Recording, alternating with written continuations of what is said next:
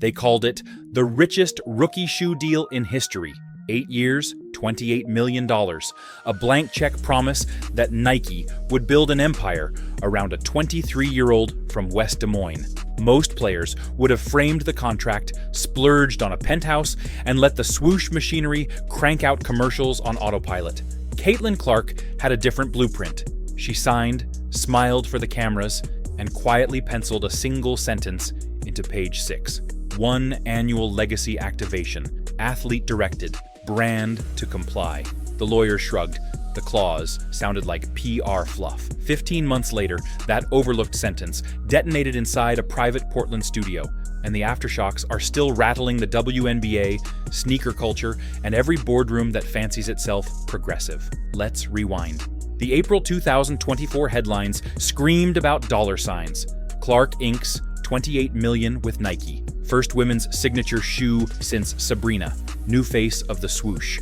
Analysts compared her endorsement curve to Jordan's.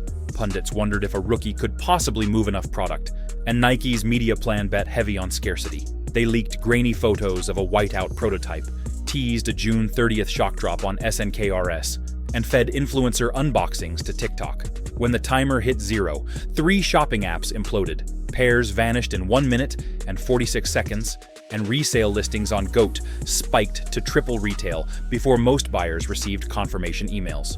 But listen to this. Clark had already planted a twist no one in Beaverton saw coming. Beneath the hype sat a map only she could read, a legacy activation clause, letting her redirect one campaign per year, no questions asked. Nike's strategists, giddy over the social metrics, paid little attention until Clark cashed it in. She waited for momentum. Stacked stat lines every national broadcast, splashed logo threes while ESPN cut to fever pitch crowds, and by mid-season, the Fever had sold out more road games than the franchise had in the previous decade combined. Her jersey eclipsed LeBron's weekly sales streak on Fanatics. Indiana's social following quadrupled in 5 months. Yet every 2 or 3 games, the highlight reels hid a different storyline, one written in bruises instead of box scores. Physicality in the WNBA is nothing new, but Clark's meteoric stardom painted a fluorescent target.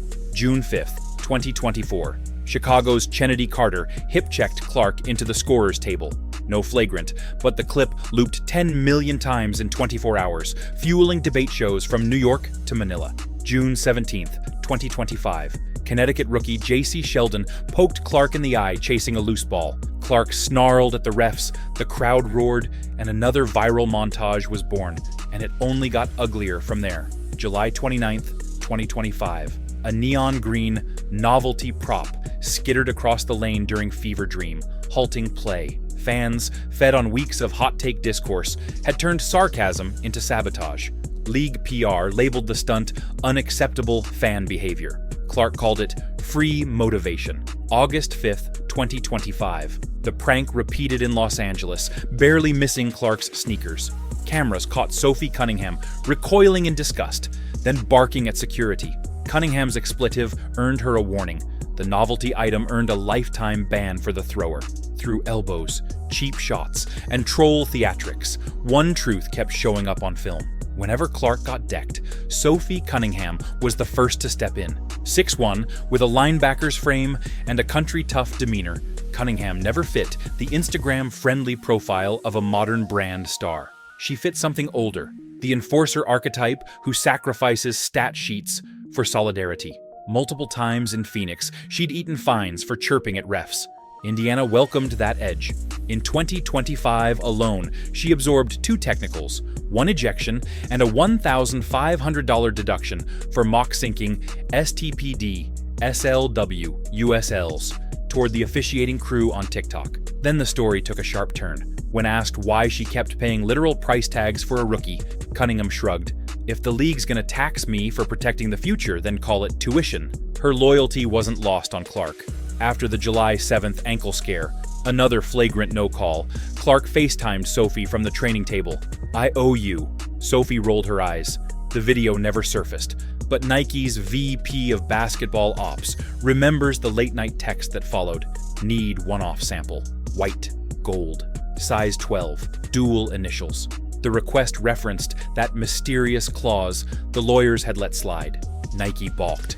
Dual initials violated decades of signature branding. Clark's reply was 3 words: legacy clause, activate. The swoosh had 24 hours to decide between precedent and the most bankable rookie since MJ. They greenlit an early August shoot in Portland, then tried to reclaim control by limiting guest passes. Clark RSVP'd with a +1, Cunningham. No agent, no parents, just the teammate who kept catching shrapnel. August 1st, 2025. Inside a vaulted studio lined with blackout drapes, the set looked like any big-budget Nike spread. Robotic gyrocams, LED rigs, cycling fever red and swoosh white. Stylists pacing. At center stage stood a pedestal, spotlighted, draped in gold satin. Crew assumed it hid a shoe reveal. Insiders thought maybe a Kobe PE cameo. Clark arrived in a plain tee and joggers, hair knotted, face stoic. Cunningham, sporting an old Missouri hoodie, flanked her like Secret Service. The director cued smoke jets. An assistant wheeled the pedestal forward. Cameras rolled. Clark peeled the satin. A cube, metallic gold, the Nike logo micro-etched like a fingerprint. No script existed for what came next. She lifted the lid, revealing twin sneakers. Snow-white leather, molten gold swoosh, legacy stitched on one tongue, CCSC, laser engraved on the heels. And this is where the entire room forgot to breathe. Crew gasped. A junior marketing exec blurted, "We can't shoot that." Clark ignored him, slipped the left shoe onto Sophie's foot, laced the right onto her own, and faced the main camera. "I didn't get here alone," she said, voice steady, but eyes stinging. "And I won't stay here alone." Sophie stood in the fire when she didn't have to. "So this is ours." Then she winked, cut the check, and walked off set. The footage, 64 seconds raw, leaked within 3 hours via a junior editor's private story. Nike's crisis team debated DMCA takedowns. The internet had other plans. The hashtag #GoldenBox hit 1 million impressions before sunrise. Aja Wilson posted a lone side-eye emoji. Angel Reese jumped on IG Live. "Bruh, she just split the shoe bag." Fever rookies screenshotted the reveal, tears visible in the reflection. By noon, #GoldenBox merged with sneakerhead culture. GOAT forums speculated resale north of $4,000, and one claimed a sample pair allegedly moved for $3,800 via Discord escrow. But brace yourself, the real drama was about to hit the boardroom. Nike's C-suite scrambled. The brand had spent 18 months grooming Clark as a solo icon. Billboards, signature commercials, deep-fake AR dunk ads. Now their star had forced them into the uncharted. Dual branding in women's hoops, revenue share unknown, messaging unapproved. Option A, fight the leak, look like corporate villains. Option B, lean into generosity and rewrite a decades-old playbook. The accountants hated option B. The social metrics loved it. Twitter, now X, sentiment scored 84% positive in the first 6 hours, Nike's best since Kaepernick 2018. They surrendered to the data. At 8 p.m. Eastern, Nike published a 2-sentence press release. "Greatness shared is greatness multiplied." The Legacy line launches spring 2026, curated annually by Caitlin Clark. No further details. The swoosh had abdicated creative to a second-year pro, and fans devoured every crumb. Inside league offices, executives recognized a sea change. A rookie had just proven that individual clout could syndicate power across teammates and even rivals. Union leaders, prepping for the 2026 CBA, labeled the move Exhibit A in revenue-sharing negotiations. Agents for vets whispered about adding collaborative activation rights to new deals. But the dominoes were only starting to fall. If Nike could stomach split spotlights, why not Gatorade or Google Cloud? Advertisers followed eyeballs. 2025 WNBA National Games averaged 794,000 viewers, a 21% leap year over year, even when Clark sat 13 contests nursing quad and groin tweaks. Non-fever games climbed 37%, proof that curiosity about the league at large was finally untethering from a single star. Merchandise metrics sang the same chorus. After #GoldenBox, Cunningham's jersey, once a clearance rack staple, sold out worldwide in 36 hours. eBay data tracked a 190% spike in her rookie card price band. Other brands made chess moves. Adidas inked Liberty forward Betnaja Laney to a dual-story capsule with Asia Dur. Under Armour revived its Newport studio to explore co-signature slides for rookies Camden Brink and Nyara Sabali. Puma teased a power duo colorway rumored to pair Arike Ogunbowale with Sabrina Ionescu. For Nike, damage control morphed into innovation. Internal docs leaked, again, outlining legacy line milestones. Year 1, Clark and Cunningham, gold. Year 2, TBD Defender archetype, silver. Year 3, TBD Comeback archetype, rose gold. The plan wasn't just charity, it was franchising influence. Clark's jump shots still spin the highlight reels, yet her truest scoreboards now live in data dashboards and bottom-line ledgers. League-wide television viewership has exploded 23% year-over-year, and, crucially, games without the fever are up a staggering 37%, averaging more than 500,000 sets of eyes apiece. In other words, the rising tide she kicked up is finally lifting every boat in the harbor.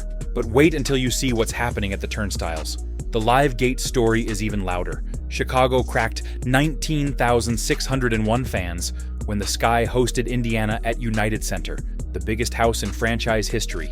Las Vegas hit 20,366 against the Fever, largest attendance the league had seen in 25 years.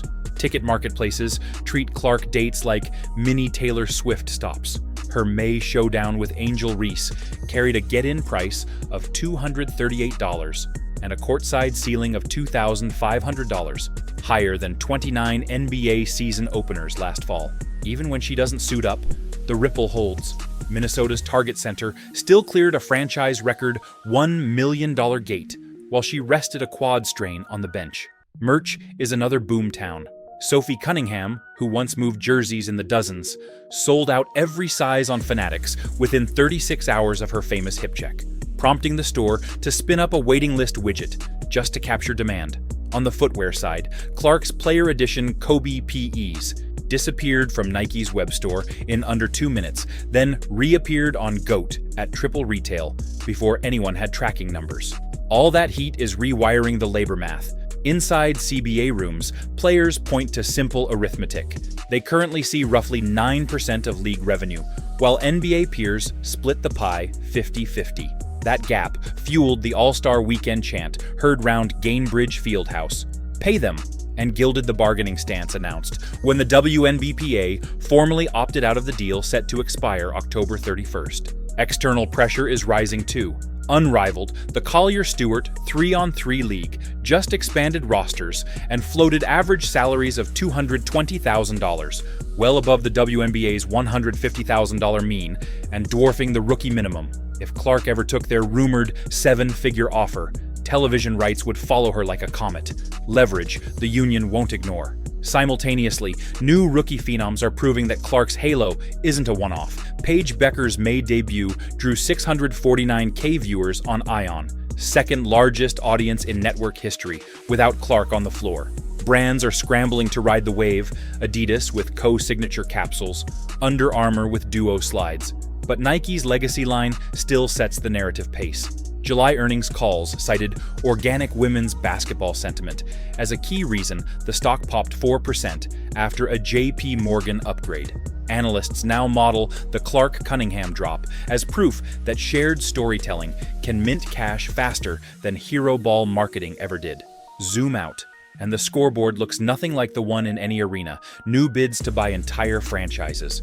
Boston and Hartford are literally fighting over the Connecticut Sun, expansion chatter in Toronto and the Bay, and a 21% spike in youth girls' enrollment at Nike-branded summer camps, according to internal deck leaks whispered to Forbes. So yes, Clark still buries logo threes, but her real power play is forcing every stakeholder, from owners to 8-year-old campers, to renegotiate what women's basketball can earn and who it should enrich. And the Golden Box? That was merely the pilot episode, a CBA clock ticking toward midnight, a rival league flashing bigger checks, and one unspoken question hanging over every boardroom.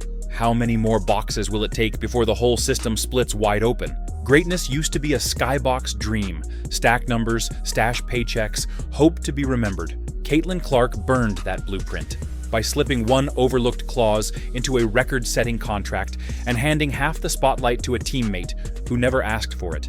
She proved power is most potent when it's contagious. The golden box wasn't product, it was a signal flare. Rise with me, or get out of the way. Now Nike's planning annual crowning moments it can't fully script. Networks are booking fever road games in NBA arenas. And kids in playgrounds from Boise to Bangkok are practicing logo jumpers while arguing about who gets next year's box. Shot-blocking rookie Paige Buchers? Resilient vet Diamond DeShields?